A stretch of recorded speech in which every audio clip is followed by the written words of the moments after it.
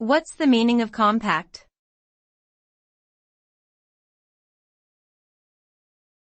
Compact.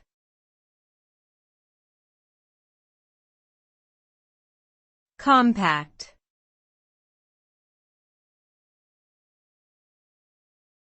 Compact.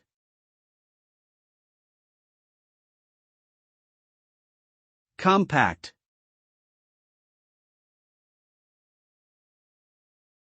The word compact has a few different meanings depending on the context. Generally, it can refer to something that is small and densely packed, or something that is designed to be easily carried or stored. In the context of electronics, compact can refer to a device or piece of equipment that is smaller than average but still performs the same function.